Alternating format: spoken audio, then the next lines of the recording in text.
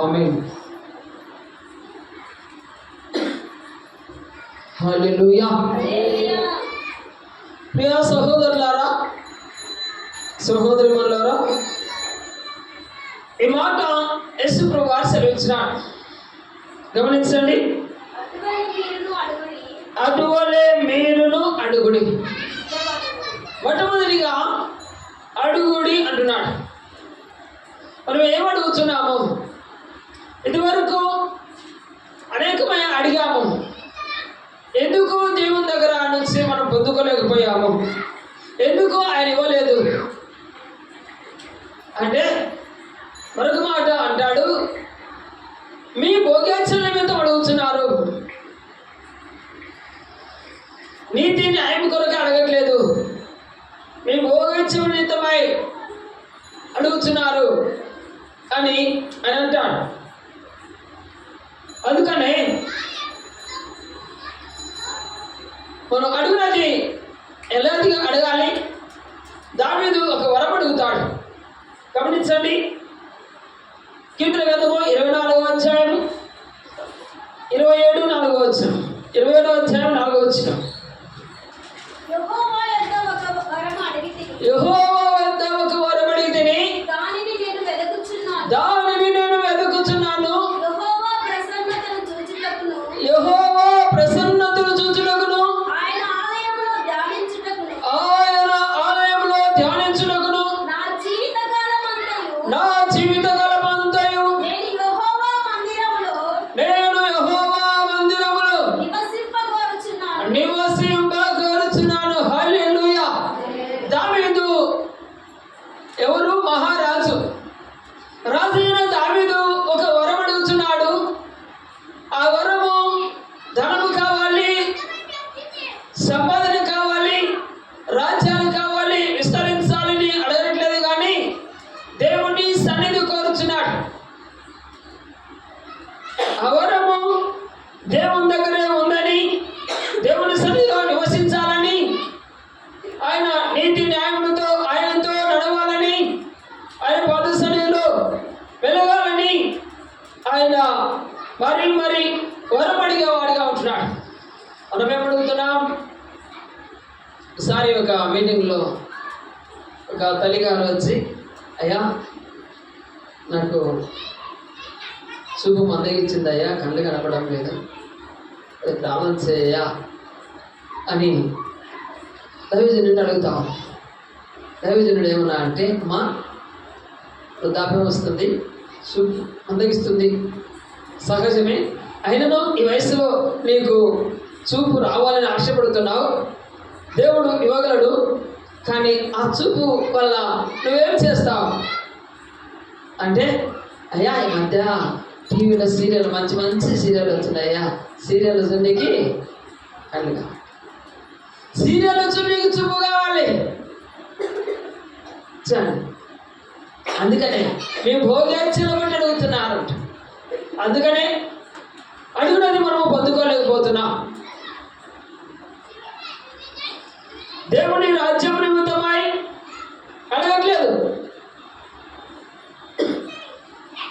Bible గ్రంథం చదవాలి అడగట్లే, ధ్యానించాలనట్లే,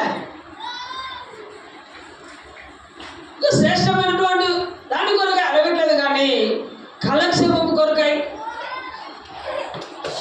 రీతిగా లోక ఆనందం కొరకై అడిగేవారిగా ఉంటున్నామా? అలా అడిగితే మనమే మోసపరుచుకున్న వారిగా ఉంటాం, మనమే చిన్నపుచ్చుకున్న వారిగా ఉంటాం, మనమే అభివృద్ధికోలేని జీవితంలో ఉంటాం. అందుకని అడుగునది శ్రేష్టమైనది అడగాలి. దావీదు అడిగిన రీతిగా మనం అడగలిగితే ప్రభు ఖచ్చితంగా ఇస్తాడు. మరొక ఆయన అడిగాడు. గమనించండి. 1 రాజుల గ్రంథము 3వ అధ్యాయము 5వ వచనంలో, 1 రాజుల గ్రంథము 3వ అధ్యాయము 5వ వచనం. హల్లెలూయా.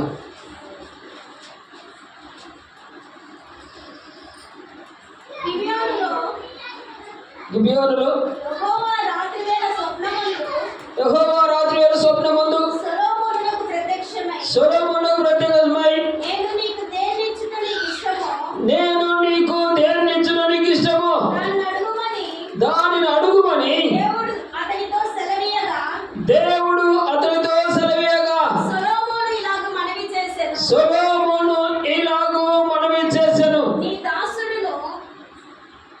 గమనించండమ్మా.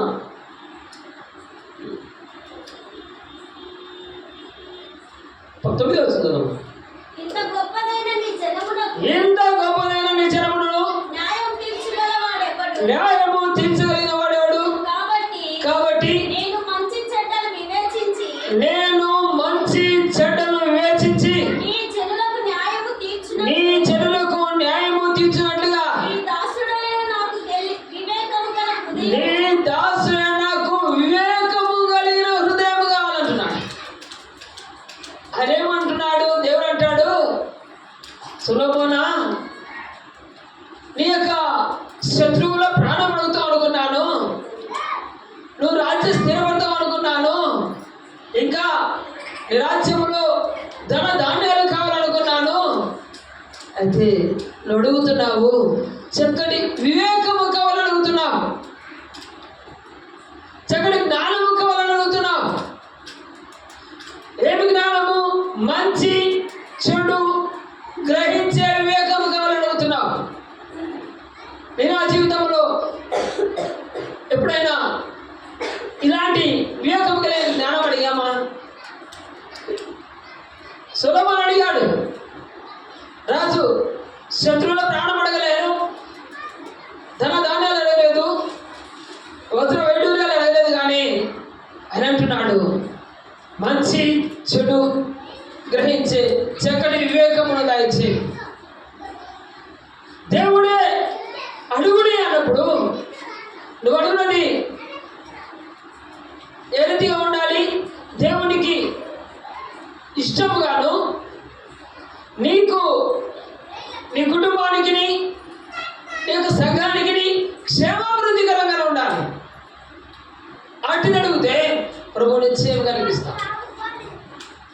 అందుకనే అడుగుడి మీకు ఇవ్వబడు. అడగాలి. అడుగునది ఖచ్చితంగా ఇస్తామని మాట ఇస్తా ఉన్నాడు. అడుగుతున్నామా? ఇష్టమైనది, దేవునికి ఇష్టమైనది పొందుకోవడానికి హక్కుదారులుగా సంబంధించింది అడుగుటకు మనం ప్రేరేపించుకొని ప్రభు సిద్ధంలో అడిగి పొందుకునే వారిగా ఉండాలి. మరొక మాట అంటాడు, చూడమ్మా, లూకా సువార్త 11:9. అడుగుడి మీకు ఇవ్వబడును, వెదకుడి మీకు దొరుకును. హల్లెలూయా.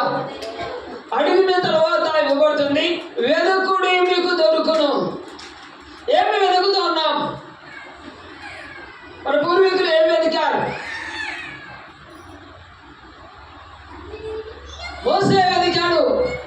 ఏం వెతికాడంటే హెబ్రీ పత్రిక 11:24 మనం గమనించినట్లయితే మోసే వెతికాడు. ఐగుప్తు ఇలా వైభవం కంటే క్రీస్తు నిమిత్తమై నింద గొప్ప భాగ్యమని తలంచాడు.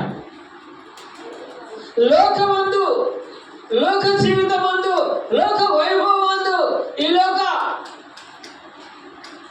నిశ్చిష్టమైనటువంటి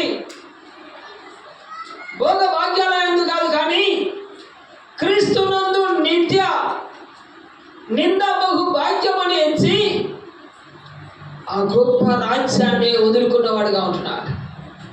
ఏముందమ్మాడా? పెద్దవాడైనప్పుడు విశ్వాసమును బట్టి ఐగుప్తు ధనము కంటే క్రీస్తు నిమిత్తమైన నింద గొప్ప భాగ్యం. ఏ భాగ్యం అంట? క్రీస్తు నిమిత్తం. క్రీస్తు ఏం చేస్తున్నాడు? ఎందుకు వచ్చాడు? లోక పాప